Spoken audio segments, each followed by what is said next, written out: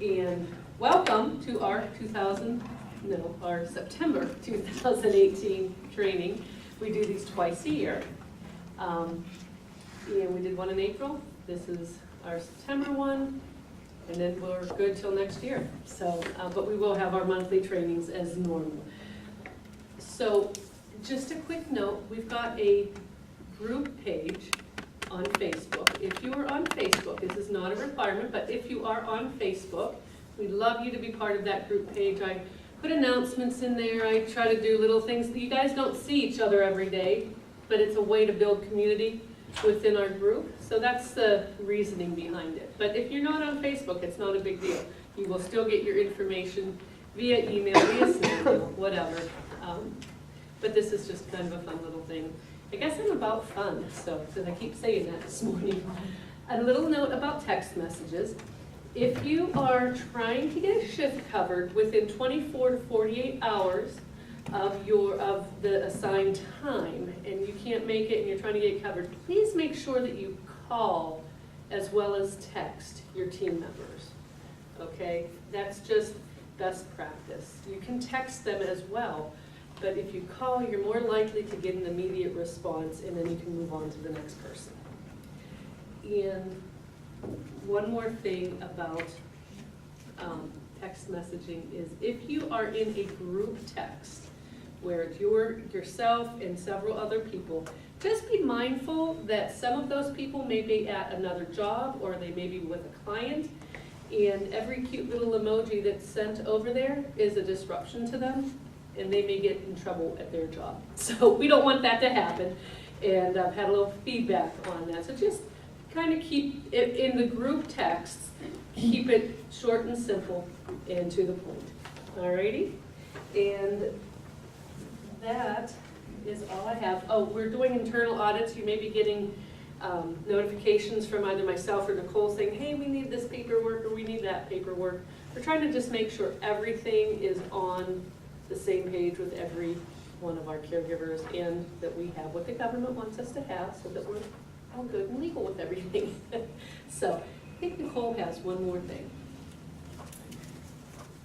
So, Mayor Beth mentioned we're all about fun, but we're about celebrating too. We have another employee who's met a milestone, so I'm going to make her come up here, even though she's not going to like that. Sandy has been with Leaves for 10 years.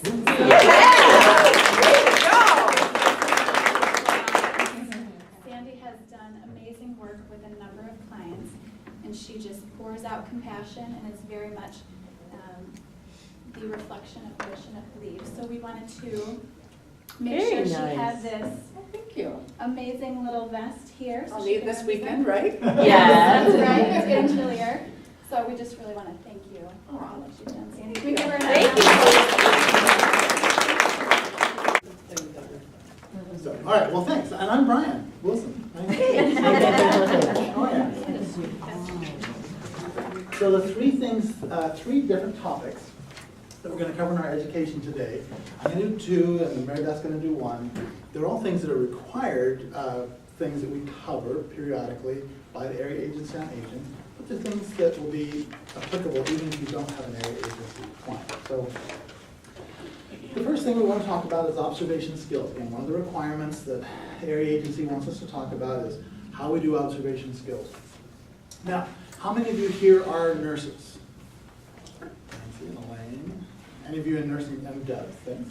Any of you in school? Alan. All right. So the limitations for us as caregivers is that we can't do assessments like a nurse will do. So a nurse can go and check somebody's pulse, and they can describe that pulse as, thready or bounding or whatever. They have the ability and training to be able to talk about that, or listening to their lungs and saying, well, I hear crackles, or I hear whatever. They have the training in order to do that. Or if somebody has a wound, they can say, well, it's a stage 2 or it's a stage 3. Those are things that as caregivers, we don't have the training to do, and we can't do. So we don't want to overstep our bounds and get into what nurses do, but we can be good detectives. So we can keep our detective caps on, and we can learn to observe and ask good questions and think about the things that we're seeing and how we can report those to our fellow team members, to a physician, to the office if it's something that we're concerned about, to the family. So for example, we talked about, we can't do breathing assessments, but we can certainly say, well, the client's complaining that they're short of breath. They're saying that, their heart feels really fluttery, or like it's racing, or like it's beating so hard. I mean, those are things that if the client says those things to you, we can report them to the doctor, or to the office, or to the family, and that way we're being good advocates for our clients without overstepping our bounds. So what are some other good questions that we can ask? Have you guys think about these good detective questions that you can be thinking about when you're in with your clients? And some of you have been doing this for a long time and you just kind of have good instincts on these things, but think about these things. A lot of what I'm going to talk about today is something that's out of the ordinary, something that's different than normal. So if your client's always kind of grumpy, yeah, it's just how they are, right? Anybody have a grumpy client sometimes? Yeah. We've done it. But if your client's usually pretty easygoing and they, and all of a sudden one day they go in and they're just mad and they're angry and they seem to be short-tempered, that might be something worth mentioning. Certainly document it in the notes, and if it continues, you may want to mention it because there could be something going on that's causing them to have a change in their behavior. What if they're more drowsy than usual? Maybe they're usually alert and oriented, and today you just can't really rouse them. They seem to be sleeping a lot. That could be pretty significant. So again, be a good detective. If something seems odd or off or out of the ordinary and they're sleeping a lot, be sure to mention it. Certainly mention it in the notes. If it seems really striking to you, I would call the office. We want to know. We want to be involved so we can say, you know what? That does sound like something that we ought to call the doctor about, or the family about, and make them aware of in case there's something going on. So again, something that's different. If your client's just normally kind of drowsy, sleepy, then it's probably just who they are. Maybe there's been a dramatic change in their appetite. Maybe they're normally, they just eat like little birds, and all of a sudden they're massively hungry, or they eat normally, and today, or the last couple days, they just seem to have zero appetite. And again, if your client never has much of an appetite, that's not that unusual. But if they're normally a healthy eater, and now they're saying the food tastes funny, it's off, certainly you want to be having alarm bells go off in your mind and report that in the notes, report it to one of our nurses, report it to the office, let us know so that we can make the family or the physician aware.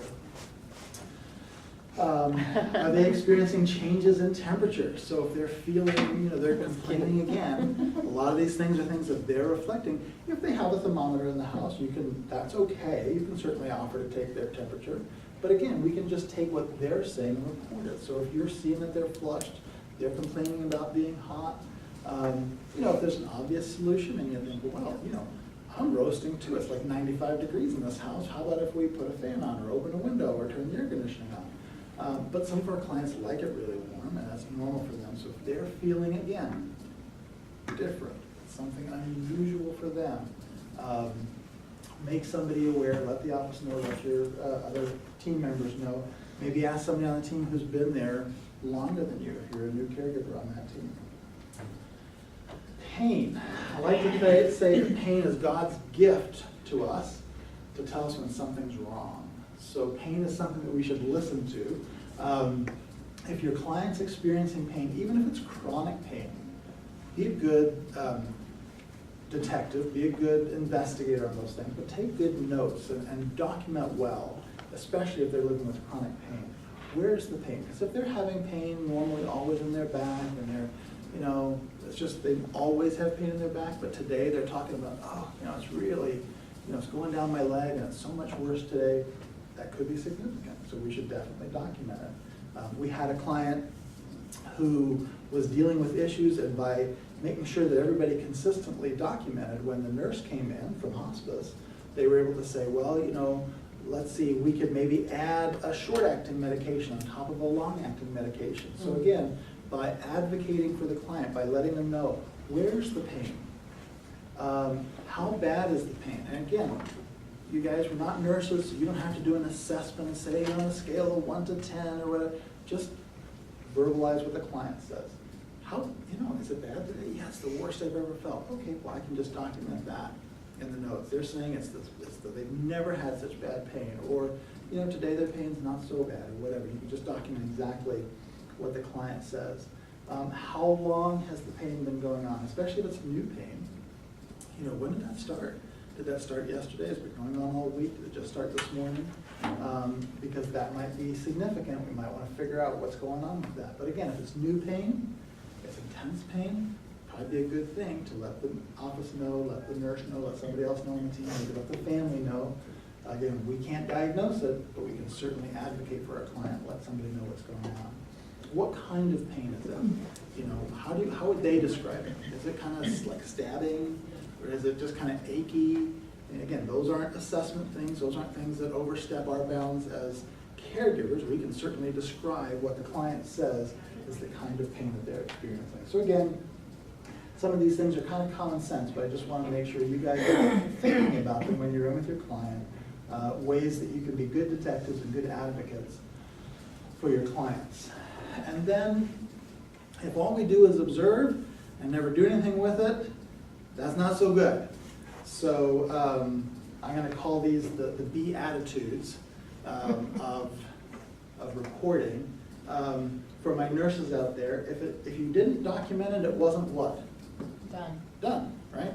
So we have got to make sure that we're documenting things. So Mary and I were just talking today about a client that she's with, and it's hard because he's very suspicious when they're documenting. He gets angry, thinks they're telling on him or whatever, but it's still important. Somehow we've got to figure out ways to document so the other team members know what's happening. This gentleman is thinking sometimes that people are not feeding him.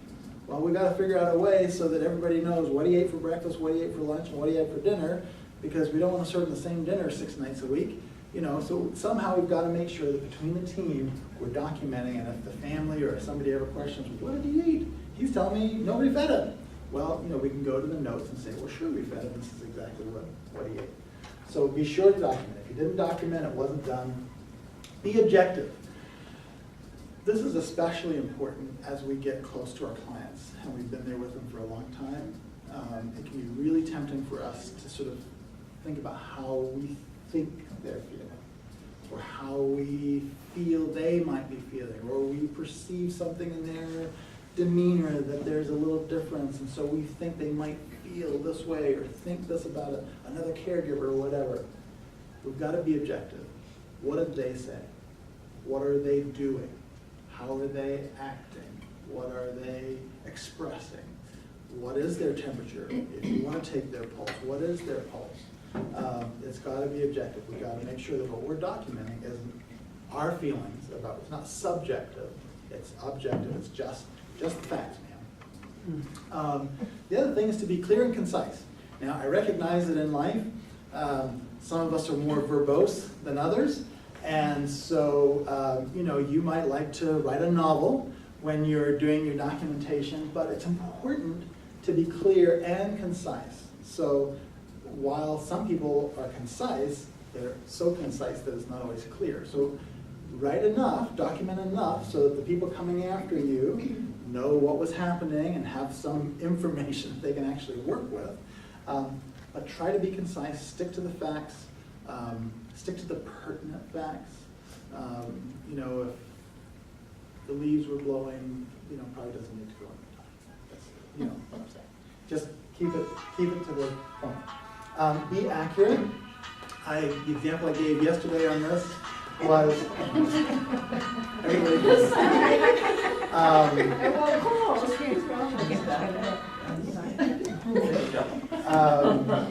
the importance of being accurate. You just got to go with it. The example I gave yesterday was if you have a client who's struggling with constipation, don't just wrote that they went to the bathroom. I mean, that's accurate, but it's important to be a little bit more descriptive than that. Because if they're struggling with constipation, it's day 3 since they've gone to the bathroom. And, not to be too gross, but we're all caregivers, right? I mean, if they just had a tiny limb and it was small and hard and they didn't have much relief, write that. Because the next caregiver, maybe the next day, will want to encourage them to have some extra fiber, or to have a prune, or to take some milk and magnesia if it's on their list of things that we can give them. So it's important to be accurate. And also, if they had great success, we want to say that too, so that the next person that comes on isn't giving them more things than they need, and causing discomfort and unpleasantness for the client. So again, be sure, be accurate, be prompt. Some of you have been there. Be prompt, and again, this is hard sometimes with your client. Again, the client Mary and I were talking about this morning has a tendency to sort of follow the caregivers the whole time, and he doesn't want them writing while they're there. So that's really hard. But in general, generally speaking, especially if it's a long shift, you want to write during the shift as things are happening. It can be harder if you're writing at the end of the shift or whatever to remember now what exactly happened, how did things happen, what did they say, am I remembering, as far as documenting everything and being clear, concise, and accurate. Did I remember everything that just happened in this 8 or 10 or 12-hour shift? So if possible, be prompt, write it as the day is going along, don't wait till the end and try and cram everything at the end. And then again, just a reminder, any incident must be reported to the office as soon as possible. Incidents would be those kinds of things where your clients have a fall, they've hurt themselves, they've taken a medication that they shouldn't, or they took too much of a medication. Anything that's significant, that's serious, that's out of the ordinary, report those things right away to the office. We want to make sure that we have a plan for how we can make sure that doesn't happen again, make sure that if they need a follow-up visit from a nurse or a doctor that that's happening. So very important that any incidents that take place must be reported to the office. That is my least favorite thing, one of my least favorite things to talk about, but we would be foolish not to ever talk about it. Abuse happens, and praise God, in 6 years that Ruth and I have owned Leaves, it hasn't happened at Leaves, and I hope and pray it never does happen, but we are still wise to talk about it. We're also wise to talk about it because I want to just read you guys something. This is from a website called the National Center on Elder Abuse, and I hate reading things in a presentation, but I just want to read this to you. Perpetrators are most likely to be the adult children or spouses, more likely to be male, to have a past history or current history of substance abuse, to have mental or physical health problems, to have a history of trouble with the police, to be socially isolated, to be unemployed or have financial troubles, or to be experiencing major stress. In a study of 4,156 older adults, family members were the most common perpetrators of financial exploitation of older adults, almost 58%, followed by friends and neighbors, 17%, followed by home care aides, 15%. In a sample of 5,777 older adults, 60 years or above, when comparing across the types of mistreatment, a higher proportion of the perpetrators of physical mistreatment had problems with police, received psychological treatment, were using substances at the time of the incident, lived with the victim, and were related to the victim. So again, while obviously our hope and prayer is that none of our clients ever have to deal with abuse of any kind, it does happen. And statistically, it's not going to be us. It's going to be a loved one. It's going to be a family member. It's going to be a spouse, or it's going to be a child of that loved one probably living with them. Why do you guys think that might be the case? Because they live with them 24/7. Exactly. And, Yeah. I'm saying this because years ago I took care of a man, and I noticed he had all like the same line scratched across his back. And his daughter was just overwhelmed. He did go somewhere, but that was her sort of cry for help in a way. Yeah, you're exactly right. I mean, it doesn't excuse it, it doesn't make it right, No. we're not justifying it, but the reality is, in situations where people are doing 24/7 care with their spouse or with their, parent, sometimes they just get overwhelmed. And again, it doesn't make it right, we're not saying it's okay, but we've got to be advocates both for that client and also for that person who's just overwhelmed, and see how can we sort of come to their rescue and be a hero for them.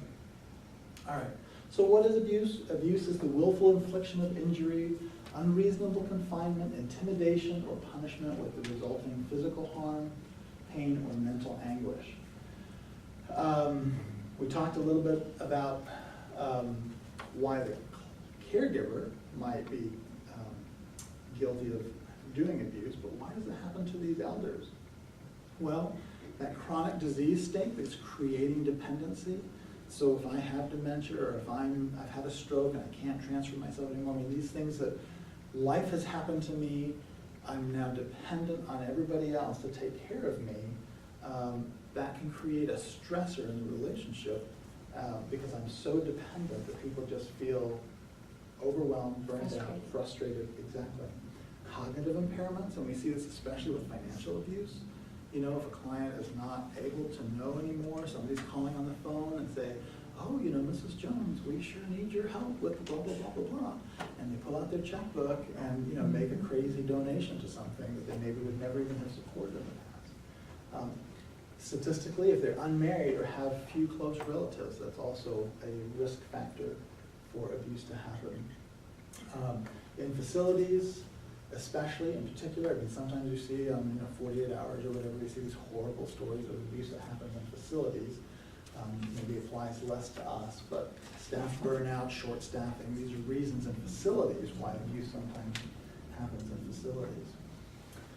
So, this may look familiar to some of you, but created this a few years ago for a presentation I did in a nursing home, and this is a typo because if you do the math, there's only 6 here, not 7, so there's 6 types of abuse, not 7. And to help you remember it, when you can't think of what the kinds of abuse are, just think about your spine. So you'll forgive me for using the dollar symbol as an S. So if you just think financial, that's the first kind of abuse. Then P is physical, I, isolation, N is neglect, E is emotional or psychological, and S, the last S in spines, is sexual abuse. So let's talk a little bit about each of those things individually, briefly. Financial abuse or financial exploitation. What are some examples that you can think of ways that an elder could be taken advantage of? I gave you one a minute ago, but what are other ways that you think of that an elder could be taken, or that you've seen a client maybe become taken advantage of? Family might take their money. Yep, family might take their money. I was involved in a very sad situation years ago with that, where family actually broke a trust that had been created to protect mom, and then dumped mom off at a nursing home. And it was heartbreaking. The Avon lady. Sure, people doing solicitations. Yep, absolutely. Again, you sometimes find these clients, they've got way more things than they need because they don't know how to say no anymore, and they feel they're so grateful for somebody who's coming to visit them and spend a few minutes, and so they want that to keep happening, and so then they're, and the person needs to be able to say, now Judy, you already bought 3 of those last week, I don't think you need any more today. But sometimes people don't have integrity, and we can be advocates. We can have our eyes peeled, we can have our detective's caps on and say, Mrs. Jones, I think you ought to be careful of that, because I see you've got all these lipsticks, and you don't even wear lipsticks, so maybe we need to ask the Avon lady to stop coming. So yes, sometimes people can get talked into signing documents. Sometimes people can, it's crazy the ways people try to take advantage of the elderly. Be mindful, again, this is ways that you can help protect your clients. If they are suddenly worried about their finances and they've never been worried about it before, dig a little. What's going on? Why are you thinking about that today? My son really needed $10,000. You know, I wrote them a check, but I'm just worried what that's gonna do for me now. Be aware, be mindful that if they're worrying about it, something might have happened. If they're always worried about it, it doesn't just be a worrier, but again, if it's something new, something different. Physical abuse is perhaps the most obvious thing. I mean, obviously we walk into somebody's home and they have a black eye, we might think, well, what in the world happened? Oh, you know, I had a fall. And we know with seniors, they bruise easily and maybe they did have a fall. But again, be mindful of little things, be aware of little things. If a client's living with a spouse or a family member and you see like 4 bruise marks on their hands or 4 bruise marks on their arms, what might have caused that would be, you know, a really hard grab. Nancy mentioned, you know, scratches that shouldn't be there, those kinds of things. So I mean, you guys, you're helping folks with a bath or a shower, you're seeing them, you know, in a pretty vulnerable state. Just be aware that if you see something that doesn't, if it makes you go, oh, just trust your gut. Trust those alarm bells. Let us know. Say, maybe it's nothing, but you know, it's the second week in a row that I've gone in and my client had a weird bruise, and I just want you to be aware. I don't know if anything's going on, but because you're not accusing anybody, you're advocating. You're letting us know. But physical abuse, again, you know, any kind of abuse where they are being physically harmed. The next one is isolation. Nope, I've got did this yesterday too. The next one is neglect. So neglect, what we see in home care is probably most often self-neglect. Clients who are not taking care of themselves. And you know, thank the Lord, that's why we're there. We're there to help them not be neglected. We're there to make sure that things are being taken care of. But I think in particular sometimes with some of our area agency clients, because they're often depending on area agency, because maybe there's not a family that's helping to take care of it, we can see these issues of neglect, of hoarding behaviors, of, you know, we had a client a couple years ago who had no hot running water in his home. He had holes literally in the floor of his house. I mean, things were just awful. And you know, we had to really advocate for him. The sad reality is that because we all want to enjoy our independence and we have the right to make really awful decisions, that if we're not incompetent, people can choose to live in pretty dire circumstances, and you know, APS or whatever can get involved, and they can look at it and say, well, you know, we've interviewed this person. They know that they know that the results, the risks associated with living as they are, but it's the choice that they're making. It may be just something that we can't do anything about. So, but that doesn't mean that we shouldn't advocate. That doesn't mean that we shouldn't try. It doesn't mean we shouldn't speak up. So again, if you see situations where people don't have food in their refrigerator, you know, all they've got is, I don't know, one thing of leftovers and a pack of beer, you know, let us know. They need to have food, they need to have access to things. Their home shouldn't look like, their bed shouldn't look like this. There should be, you know, we want to be able to nurture and care for those folks. So neglect is a kind of abuse. The next one is isolation. And again, a lot of these things are more obvious in maybe in facilities, but I think even in a situation where we're in home care, we can see this. Now, for persons alone, clients alone, living alone, they're widower, they're choosing some measure of aloneness, right? Because they're staying at home, and but in a situation where they're living with family, they're living with kids, they're living with a spouse, isolation can be sometimes used in a punitive way. So we talked about that frustration of the caregiver, and maybe they feel like they want to just, The other thing that can sometimes happen is that they use isolation as punishment. You know, you go in to visit a client and you say, oh, Mr. Jones, where's your wife? Well, I locked her in her room. She was just making me crazy. I didn't know what I was going to do. I locked her in her room. Oh, has she been there? I don't know, it was this morning. And it's 3 o'clock in the afternoon, that can't be happening. People can't be, put in isolation, put in timeout, because they're not acting right. So we've got to be able to, and again, maybe you can start with just like, well, I'm not sure that's a very good idea, Mr. Jones. Or if you don't feel comfortable with that, call the office, let us know. Because, again, Mr. Jones, he needs to know that there's better ways of handling that. Maybe he's just frustrated, maybe he's just overwhelmed. Maybe he needs to be part of a support group. Maybe he needs more caregivers coming from leaves or from area agency to help him in the care for his wife so that he's not feeling so frustrated and overwhelmed. But isolation is a punished kind of aloneness. So if somebody's being put in timeout, they're being put in a room, they're being, God forbid, locked in a closet or something, we need to know about those things. We need to defend our clients so those things are not. So S, financial, P, physical abuse, I, isolation, and neglect. Apparently the slides are backward, because now it's Spinese or something. The next one is emotional or psychological abuse. So, talked about this again a little bit yesterday. Some of us grew up in families that were very vocal, and there was a lot of passion in the home, and a good healthy row was just something that was expected and normal, and that was just mom and dad having a discussion about whatever.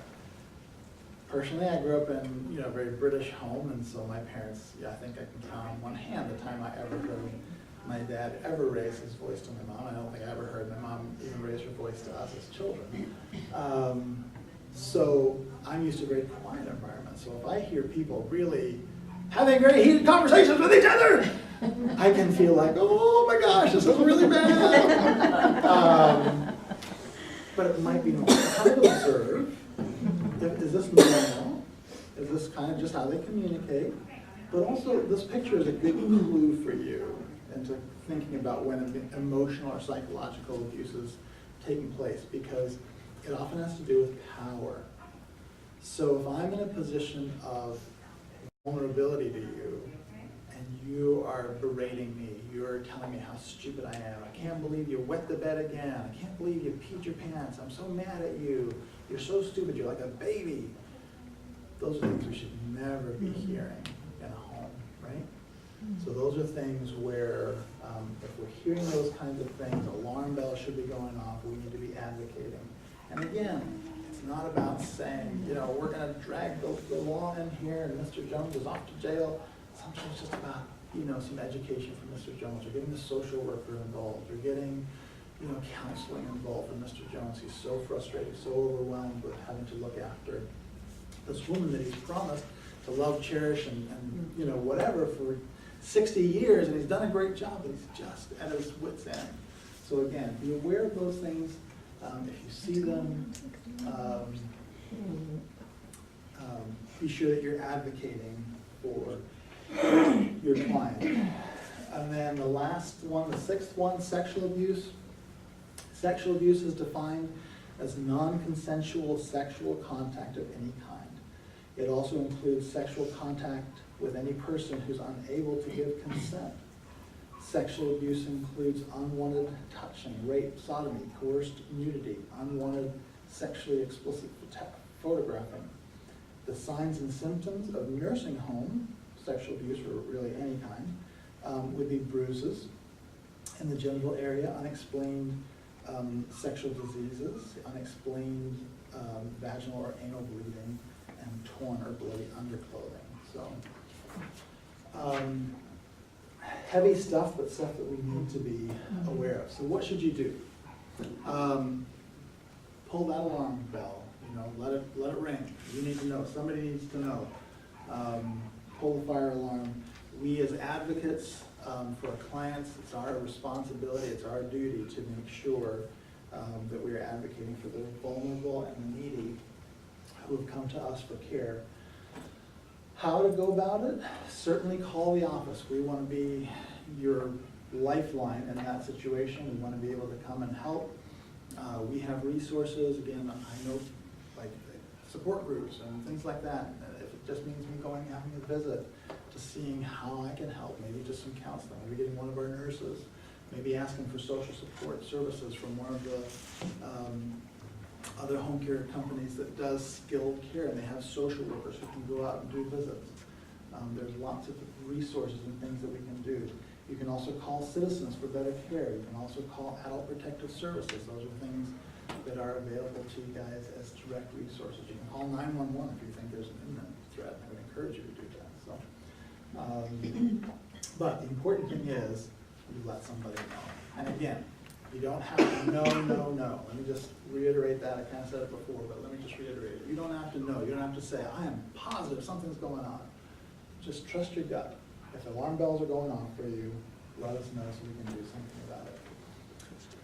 Just our policy, so you know, if there is ever an accusation against a caregiver, while the investigation is ongoing, the employee will be taken off the schedule, obviously, until further notice. We're not saying anybody's done anything, everybody's innocent until proven guilty, but at the same time, we're not gonna send you with another client or somebody that might have done something. If it's a family member or a loved one, obviously we have to turn it over to the authorities.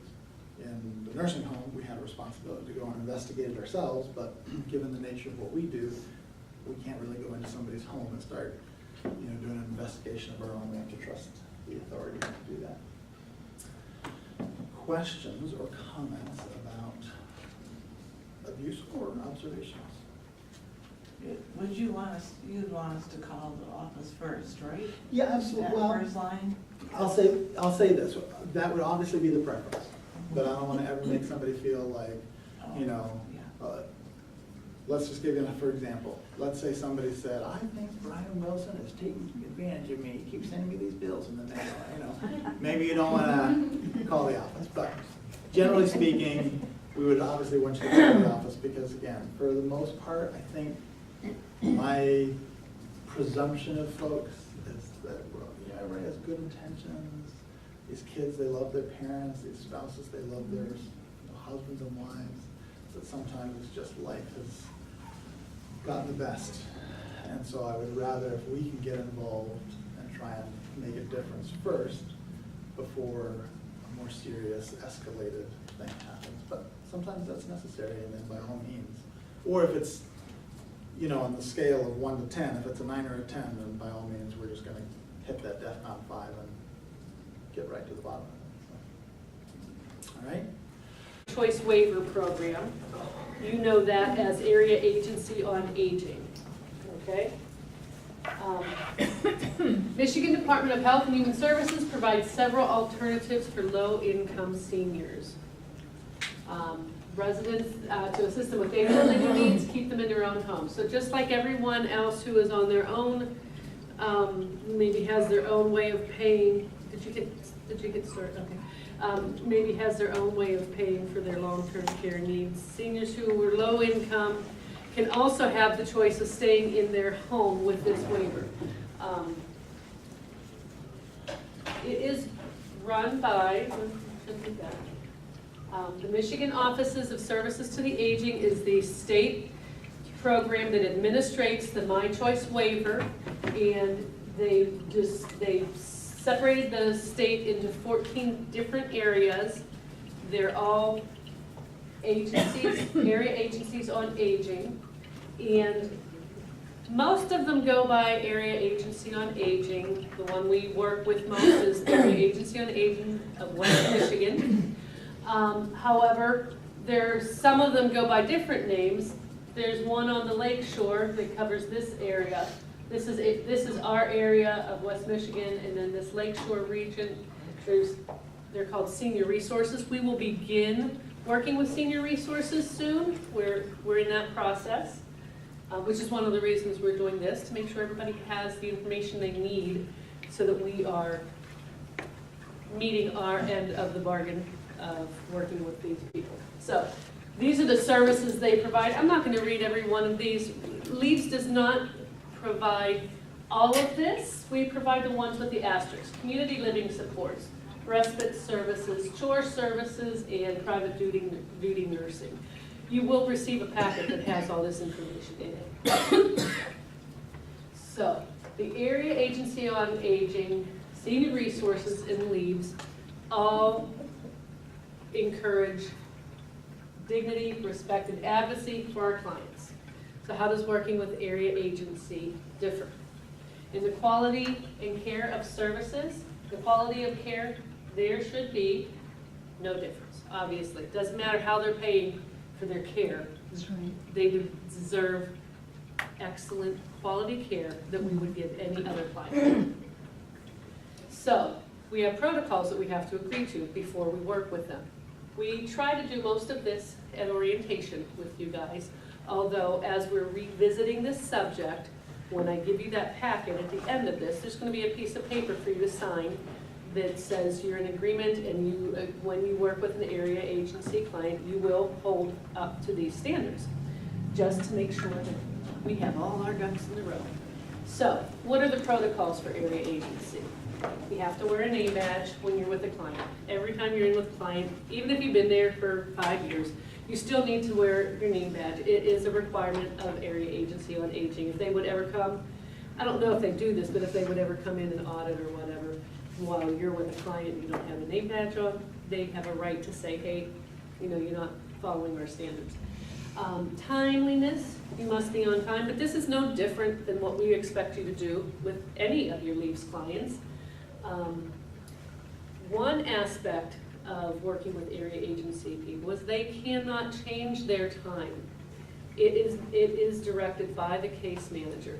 So if you're with a client and they say, oh, I forgot, I need you to do this one more thing before you leave, and it's 5 minutes before your shift ends, you have to say, I'm really sorry, I'd love to help you with that.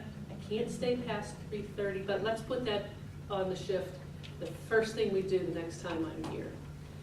Be kind to your client, but you still have to maintain those standards. And that's, now, that being said, if there's an emergency, if they fall and break their leg before you leaving, please stay and help them. Okay? See, I Just, you know, we'll take care of that. We'll talk to the case manager, call us and let us know all as usual, but yeah, help your client in case of emergency. No smoking with the client inside or outside of their house. No smoking before you go into your shift. So you don't want to be smelling like smoke when you go in with a client, just like you would do with any other leaves client. No soliciting. We can't sell them oils, you know. I know we're very big into oils, and we really have been researching the benefits of using our oils, but we cannot offer them for sale to our clients. You can't sell them your kids' candy. You can't ask them for a donation, anything like that, no proselytizing. That is all what we agree to when we work with them. Can everybody read this? Can you read that out loud to me? Oh, good. You're all literate in English. That's excellent. I think that kind of goes without saying, but we kind of know when we give you all that paperwork at orientation, we figure out that you are literate in English. No threatening or coercion. Do you have any idea what threatening or coercion, like an example? Could you give me an example of what coercion might be? Because we all have clients who sometimes you have to cajole them into doing what. Get in that tub right now. Pardon me? Get in that tub right now. Yes, yeah, that's a little more aggressive than we need to be. We want to always be, Yeah. we want to always be kind and considerate of what they're going through at the moment and help them to do the things they need to do, but we can't coerce them. I have a question about that. Yes. What would be the best way if they're doing something that's not safe? That's a good question. Because, for example, I was at a client's house and he decided to climb up a ladder and try to get on the roof. And I did pull out the mom voice at him because I was scared. Yeah. And so like if you're yeah, I have 4 kids. I understand. So it's like I wasn't trying to be like overly harsh, but I was being very firm and I told him, if you don't get down here, I'm calling your brother And he's And- still mad about that. Oh, yeah, but what Every do you time I do? go, You I let hear him it. fall off the And you, roof? and my breath. Yeah, so it's like, is that, like, stuff like that, is that okay to be, That's a Maybe good not question. less. I'm gonna let Brian handle that. Well, and I'm punting too. I mean, actually, it is a great question, and I think, I reflect back It's for over safety. the years that I've been a caregiver and a nurse. I think sometimes you have to be very direct. Yes. okay.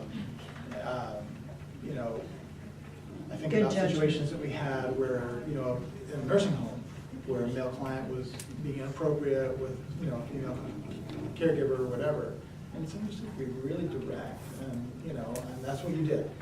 I think it's okay. I think the difference would be, you know, if you don't eat your porridge, I'm not giving you any candy, or whatever, you know, it's. You don't eat your meat. That's right. If you don't eat your meat, you don't put it in your pudding.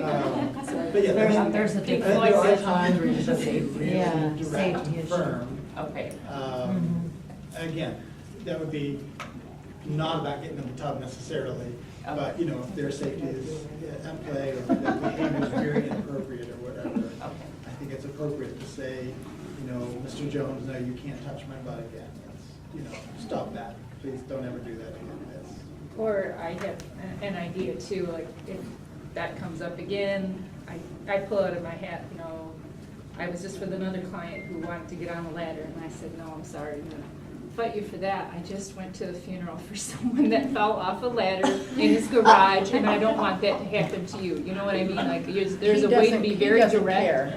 He does not care. That is With true. was trying to somebody get up on else, the- but you know what I'm He was saying? trying to get a stool to Sounds stand loving on the for your trash own can best to get interest. up on the roof after they took the ladder from him. And I'm like, oh no, you're not gonna stand on the trash bin to get on the roof. So, and he said, I don't care if I fall and break my neck, then I'm done." Again. Yeah, So- again, you're right. So I think, you know, so one other thing that I'd mentioned, you're absolutely right. There are clients who just, you know, and people are not just clients, but fathers and fathers-in-law, who just are stubborn or whatever. But I think that with a client in particular, another thing that I would recommend, if possible, not always possible, is redirection. That's a great idea. You know, that's important because I think that's a key component of that whole thing, is this is a very focused moment where the gutters or whatever, that one stick on the roof has to be removed now. It's like, that is so important, I agree. And you know what, let's do this first, and then, you know, we can try and get to that later. And if you can just keep pushing it off, I'm kick the tempted to can do down it the for him. road. Huh? I'm tempted to do it for him. OSHA says, please don't. But yeah, sometimes I think if you can kick the can down the road a little bit, that helps. Maybe you can redirect, you know. Kick the can every I day. just think, sometimes it does, but, you know, and what you could do is, you know, in that situation is, well, when your 20-year-old roommate gets home, maybe we could have him climb up on the ladder, because I suggested that. that doesn't go either.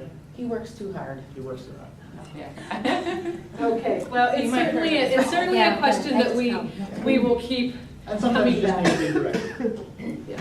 And it is, I don't think anybody's going to, if it's a safety issue like that, I think even if it was called coercion, it would be understandable. I will give you a candy bar if you don't climb up on the roof. That's right, yes. He said I'll get a candy bar anyway, so it doesn't matter. Yeah. Here's my pocket. Well, you guys are just, You- can't be helped.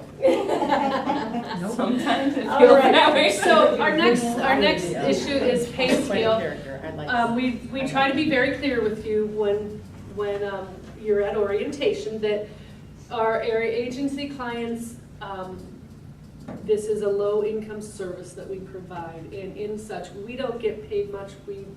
There's a blanket, they set the cap for that. They direct what can be paid for that. So, they do not do short shifts. A lot of our clients will do anything under 3 hours as a certain pay scale. that sort of thing. That doesn't go for area agency, and but there is it says there's overtime and holiday pay. I'm not sure we ever come in contact with anything regarding overtime for them, but if you would work a holiday, you would get the time and a half. Sure, and another example would be if you're with 4 different clients and your 41st hour that week was with an area agency client, then you're gonna get time and a half for Okay. that 41st hour with Okay. the client. Thank you for clarifying that for me, because I wasn't exactly sure. Continuing education, what we're doing right now, we agreed to continually educate you guys. These trainings are mandatory for you, so that we stay in compliance with them, and that you become the caregivers, always growing, always learning.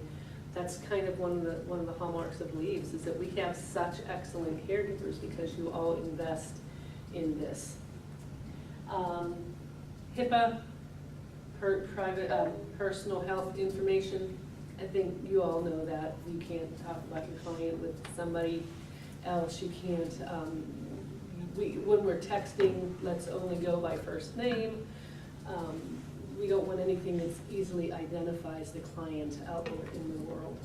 So, and then they can always be referred to us. They can't contract with us directly, but if you know somebody who is receiving services from area agency and they're like, oh, how do I get working with Leaves? You can say, well, here, call your case manager. It has to be done through the case manager, but they can request Leaves. So, case manager is the team leader. When you have any issues, you need to talk with your team. If there's more than one person working with you with a client, then if you can't work that out between, if you can't work that out between your team, call the office, and then we will call the case manager if there's any kind of issue. The communication always needs to go between the office and the case manager. They prefer that you don't contact them directly unless they gave you express request to do that. Let's see. Care orders. You will receive, just like with our other clients, an email giving you that information. There should be a folder. Normally we have black binders with all sorts of information with our clients, but with an area agency client, there's just a folder that's going to be there. The puppies. There's just going to be a black pocket folder there, and it will have their information in there. So, and then a spiral notebook from Leaves for you to write your notes in back and forth, either between the team or between the family, so that the communication is always there. Registered nurses, anytime one of you are with a client, we do have a registered nurse on call for help with that client if there is. Now, it's not for a medical emergency. If it's a medical emergency, you call 911. I believe that's correct, right? I was having, people asked me questions about that yesterday, and I wasn't clear to them, I don't think. If your client is, well, Elaine, maybe you can give us examples of calls you've gotten, but if your client's really in a lot of pain, but they don't want to go to the hospital, the nurse is available, you can call and say, I'm struggling with this, what's an idea? Any other examples of times you've been called? I've only been on call for Tina when she Okay. was on vacation. I didn't really get any calls. All right. But she said sometimes you guys just need encouragement. Like if you think someone's having chest pain, you just need to hear that extra. Just call 911. Sometimes you just need that if you're not sure. So if you're not sure what to do with a client and there's, it has to do with their immediate health, you can call and get advice from the nurse. We have the nurses review twice a year with our area agency clients. They go in with you and the client on one of your shifts and they observe what's going on and they report back the services you provided, how you provided them. And then they go in a second time with that client and without you there. And then they kind of interview the client and see how the client feels about the services they're receiving. So that happens twice a year with our area agency clients. The big differences with area agency, mileage. For a Leaves client in general, we give you mileage if you're taking them somewhere. We'll pay for mileage. They pay for mileage. With the area agency clients, mileage is not included unless it's a specifically more medical need, and it has to be pre-approved. So your client can say, hey, I really need to go to the grocery store, can you take me there?